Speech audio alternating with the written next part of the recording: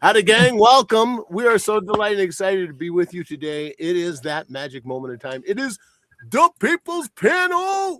Hey, people. Hey, people. How we doing today? Today's conversation, it is the critical careless crisis. That's right. Weaponized apathy and what to do about it. Right? So here's the thing. We've all experienced this critical careless crisis. We've all been in that business where they couldn't care less. I mean, literally could not care less. And we've been on that phone call where we're screaming at the phone, operator, because they don't care enough to even answer the doggone phone and serve and support the people that actually, pay them. So, but we also have had that experience where we walked into our favorite restaurant with our favorite server who knows exactly what you're having, exactly everybody at your table, and knows enough to ask about your kid's birthday coming up this Thursday. So, the careless crisis and what to do about it. Who would like to start us off? Dino, I appreciate the fact that you think they're still operators. Like, I think that was what I heard that was amazing there, is that there's still people that are taking phone calls and directing people on phones.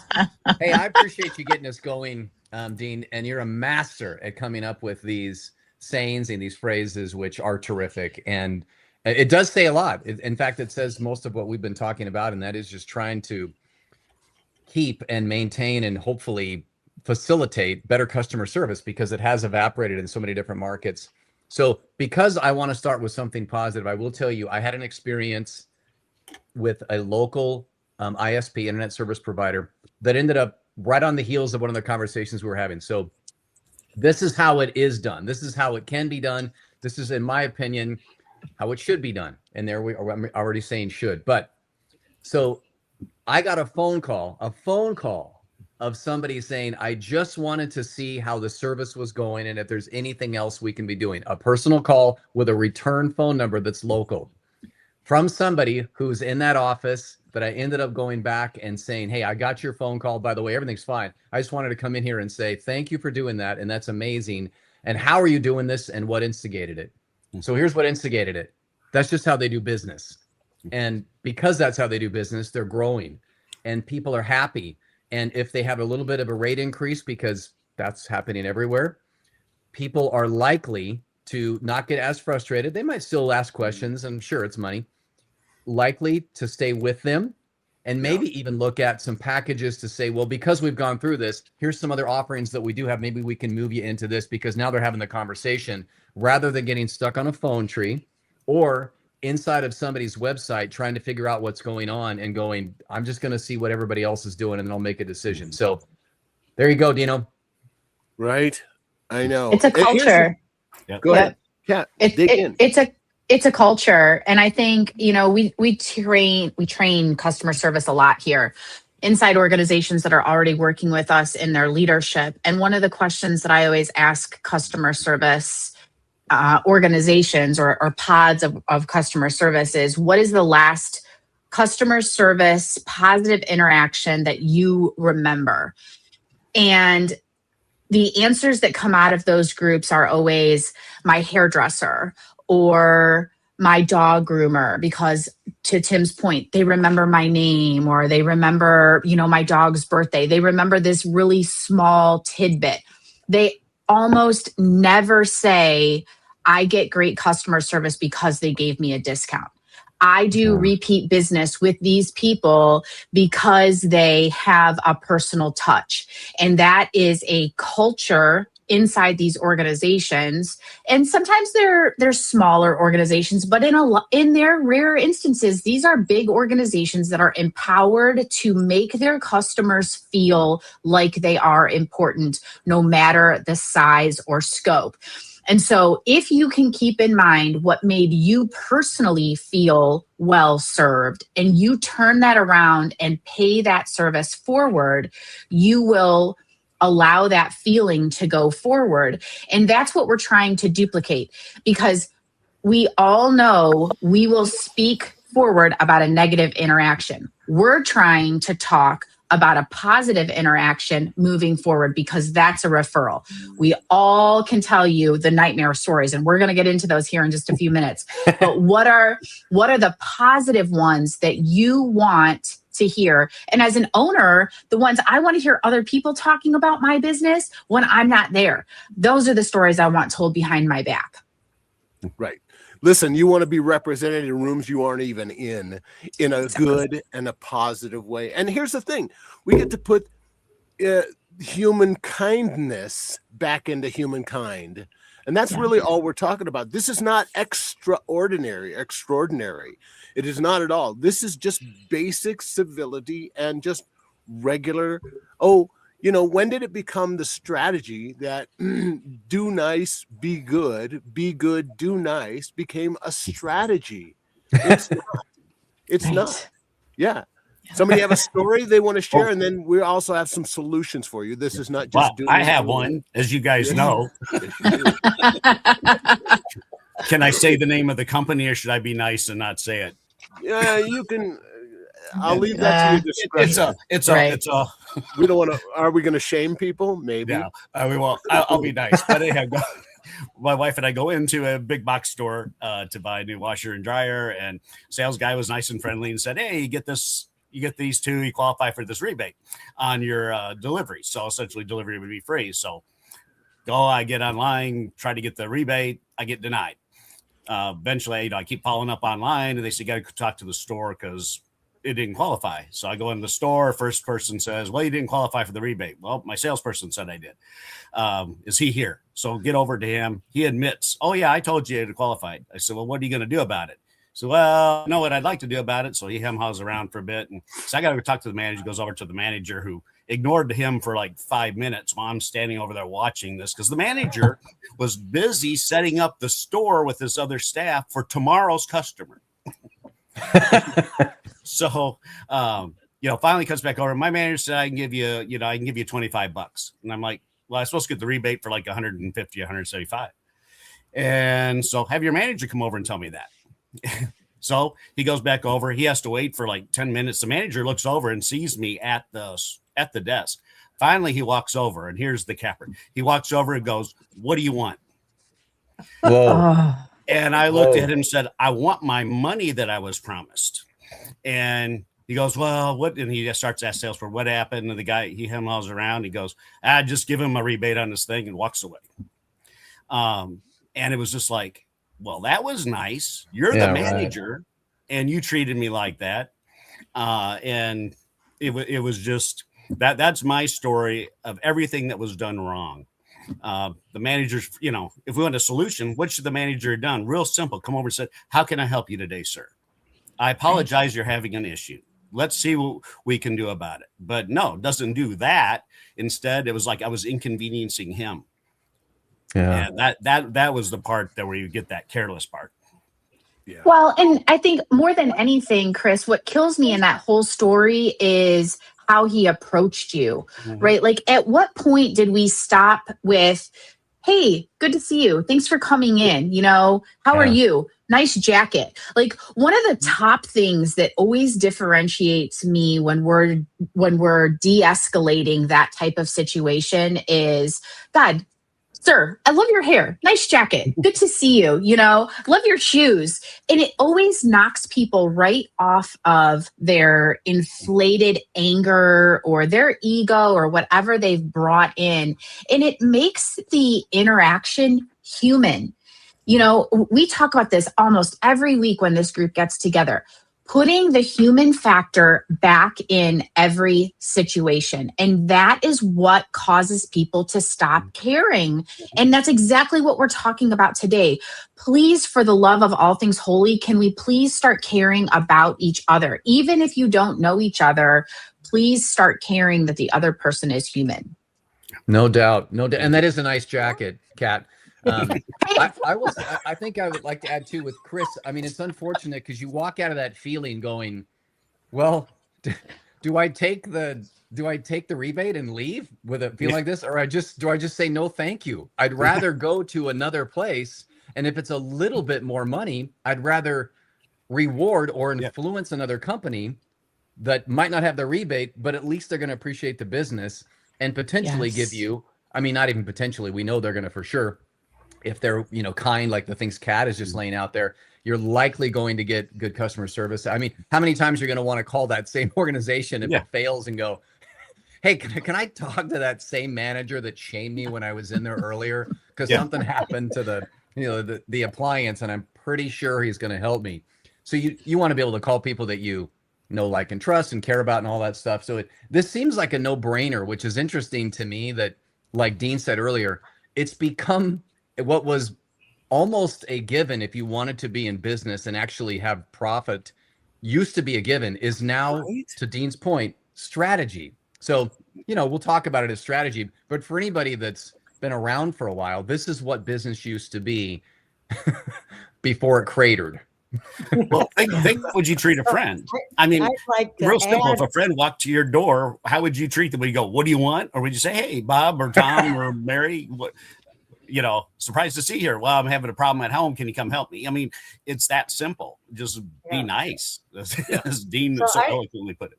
I'd like to turn this on its head and tell a story of something that happened to me some years ago. We have a fairly long thing that you use to cut trees. So it's an extended pole saw, but it's also electric, or it uses a battery. And at some point it stopped working.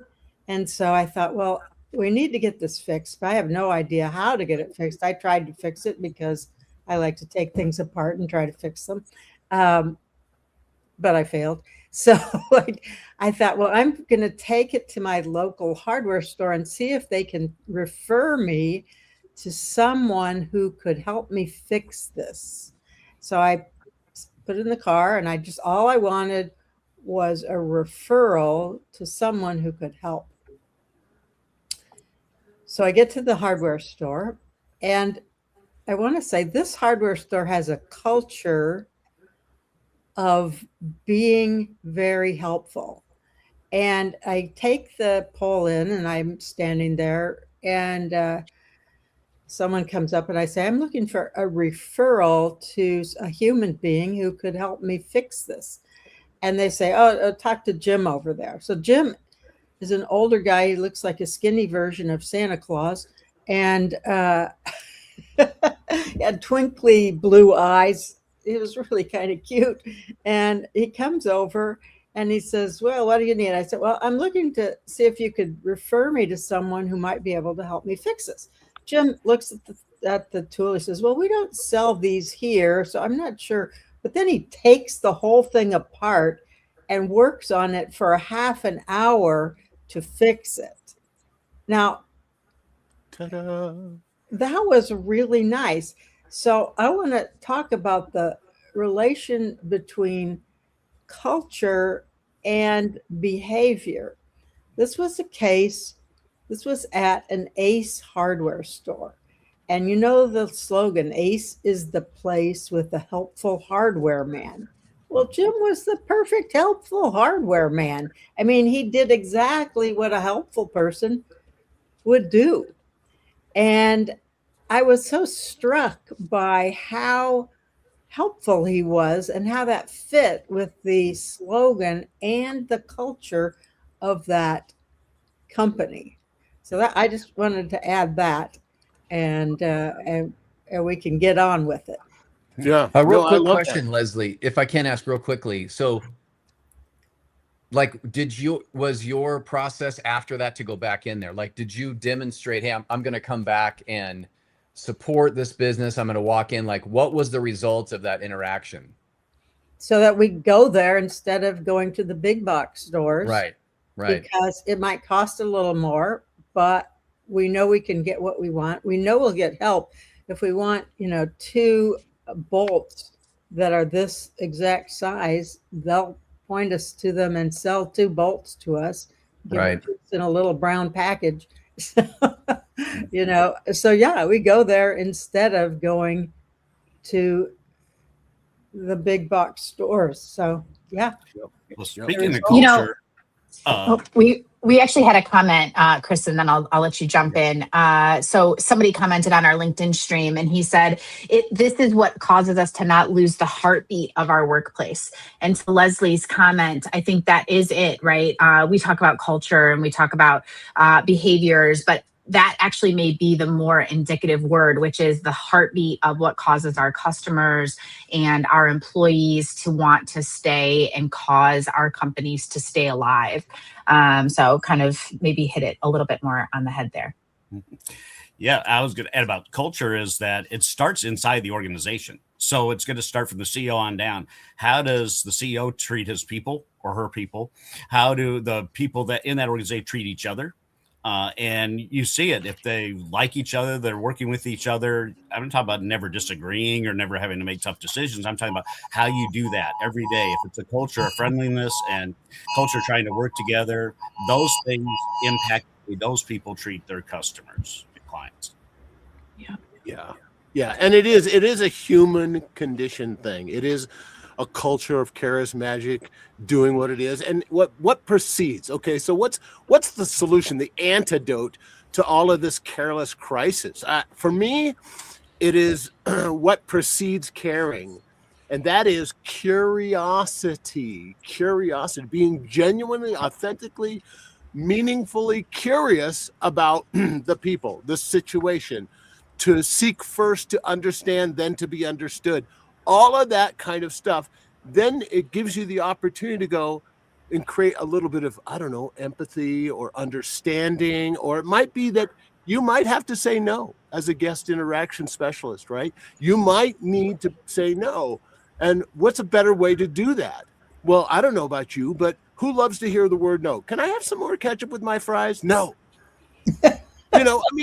What a simple little thing, but what if we TV'd that, or transformational vocabulary? What if we just simply change the language we use and achieve the same result? What a great question. Let me see if I can make that happen for you. Or let me check with somebody, or hang on a second, or you know what? Yes, we don't provide extra ketchup unless you want to pay for it. Or, a simple language distinction could make all the difference. And that all starts by being more charismatically curious about others, the situation, the circumstance, than anything else. If that customer service expert or inexpert came up to Chris, by the way, what's interesting, Ace Hardware, that place of the place, or the home of the place with a helpful hardware man, where Chris had a very low experience. So, I'll leave you to figure that out for yourself. So, interesting, isn't it?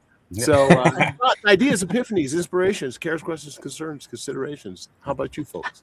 Love it. Dean's throwing out a new title. I caught it. Guest interaction specialist, for anybody that's paying attention to the titles that Dean's making up as we're going along here. Anybody wants to use that one? Guest interaction specialist, and TV'd that. This is great.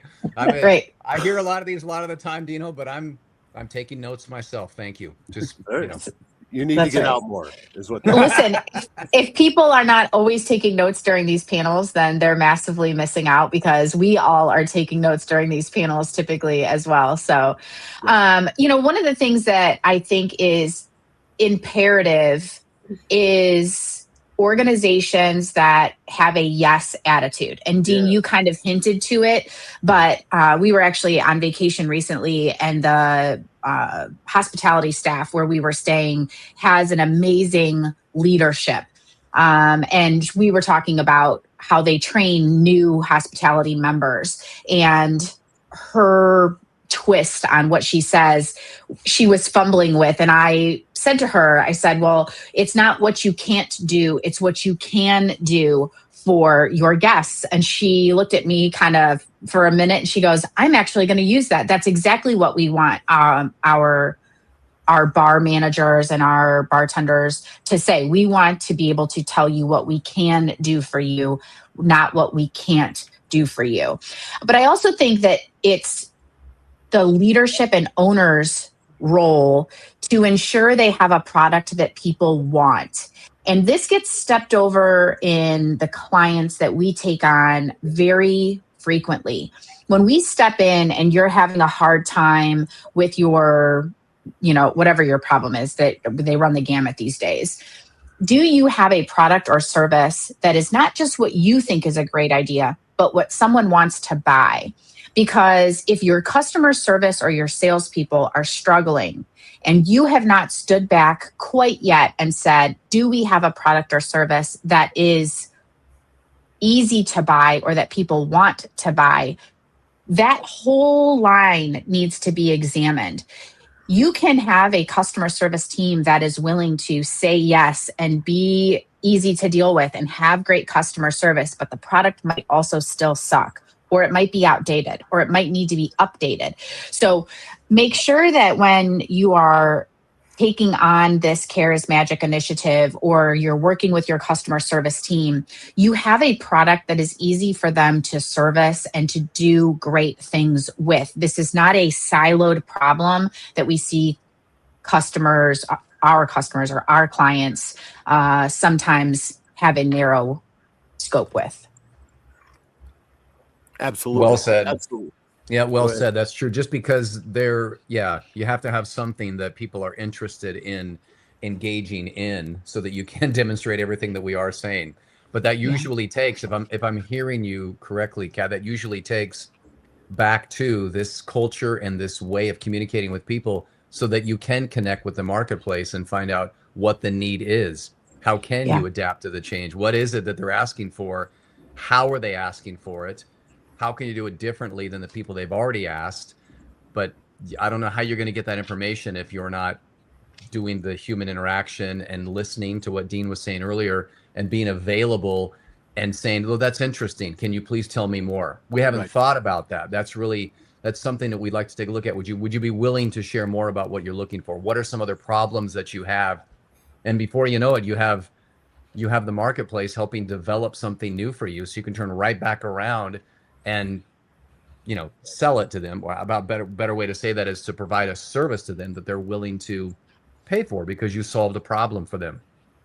Yeah, I mean, your customer service team is so valuable, right? It's almost underrated because they are the front line. Just like your salespeople are the front line, your salespeople are selling a new product, but your customer service team is actually out there dealing with people who have tested your product and have used it and could potentially have a complaint or a potential development in it. So if they are dealing with someone who is either going to be an advocate or a detriment to your product, those are the people who could be the most crucial front line to your product.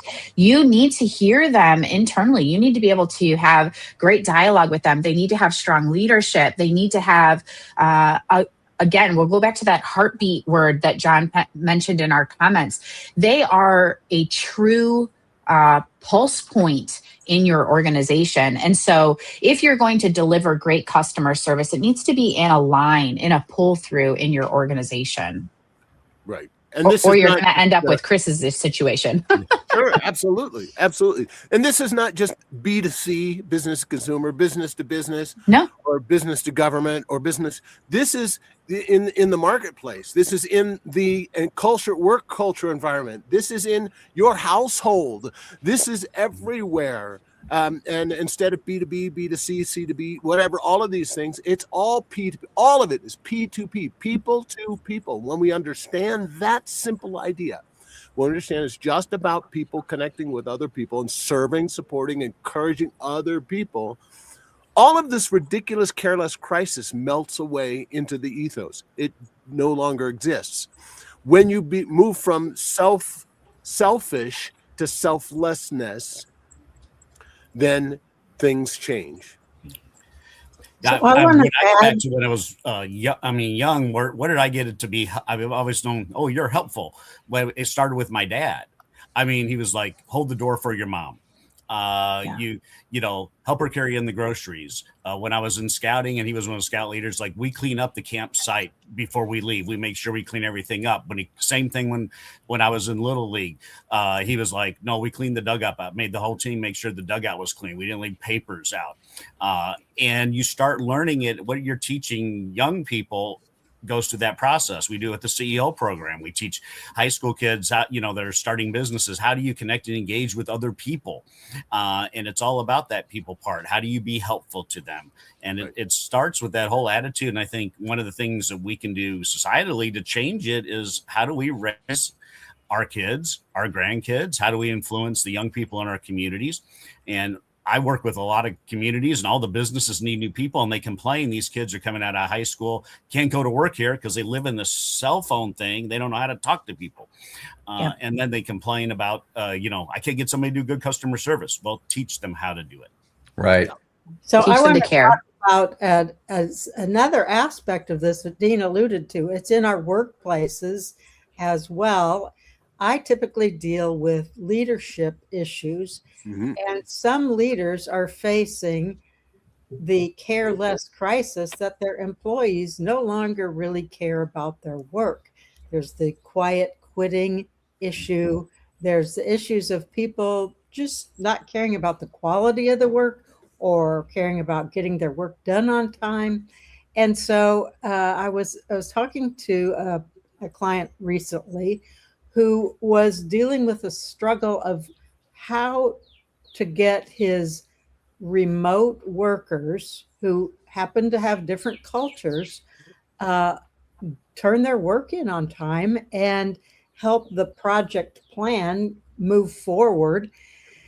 And I realized that, people, well, I know, and I told them, people don't want to be managed, but you can inspire them. And that's rather than trying to manage them by saying, get this here on Friday, or else you want to say something that inspires them to want to deliver their work on time. And in his case, they were dealing with something that could have a life-changing impact on people in the world. And so this is an easy one, but it can be done under any circumstance. So here's the deal. What you do when you can't meet one-on-one with these people or in a group is you provide them some inspiration in a story. And the best way for people to get a story is probably going to be a little video. So let's say you're building a new battery for electric cars or something. Let's say you're building a new battery for electric cars. And the people are, getting their work done whenever they want. Inspire them by telling them what their product will lead to. So when you've completed this new battery, people will be able to take their cars on longer trips. And even this battery will be good enough so that we can have flying autonomous vehicles, a taxi, say, to come pick you up. Now, what could be easier to make a video of than that? I mean, you just need to have a picture of the Jetsons, and there you go. So you inspire them by showing them, oh, we're building something that's going to change the world. When our product is done, people will be able to hop in their airplane taxi and take them to their office or take them across town or whatever it is. And, have the video that shows they don't have to be stuck in this really busy traffic on the 405 freeway in Southern California. They just hop right over it because now we have this faster way of traveling. Inspire them to feel like they are contributing to a legacy. And then here's the deal. They need to deliver their piece to Tim over here. Hi, Tim. To Tim over here, who needs yours to be done before he can work on his part. And so you show them who they are responsible to and who's responsible to them. So that's just the chain through a project plan. In any case, something like that can inspire them to say, oh man, this is exciting.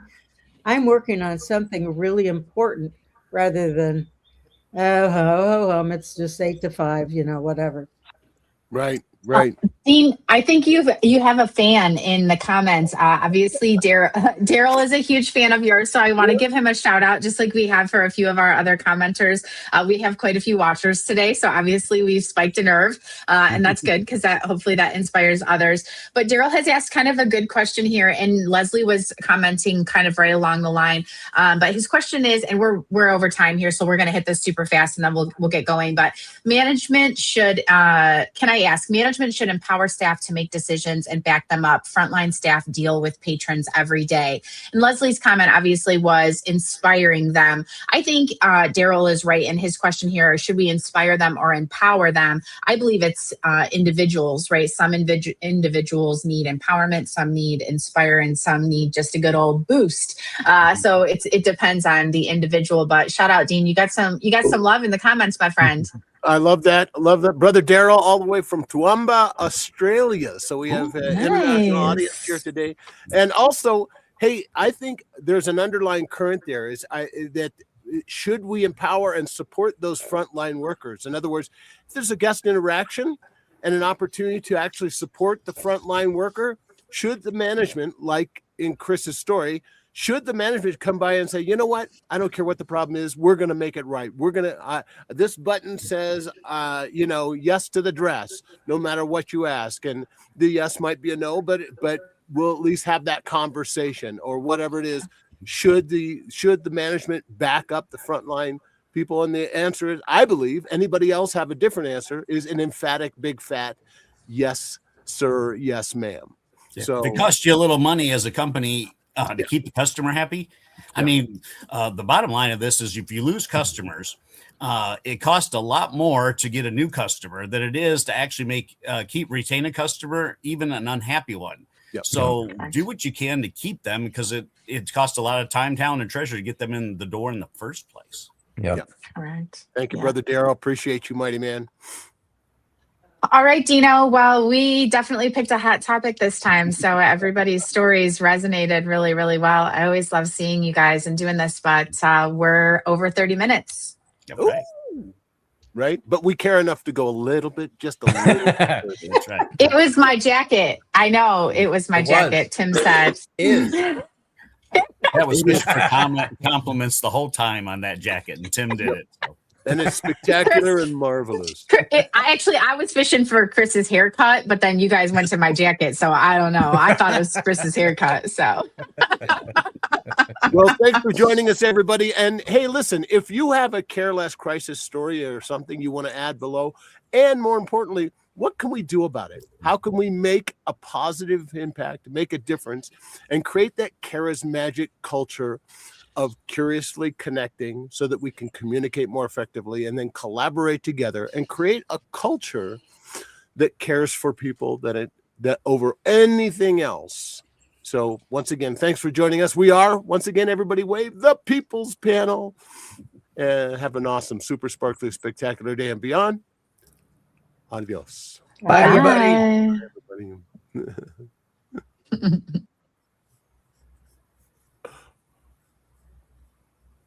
So anyway, she left without turning us live. So thanks for joining us. Everybody have an awesome, super sparkly. We'll all close the thing, and we'll close down hopefully at the same time.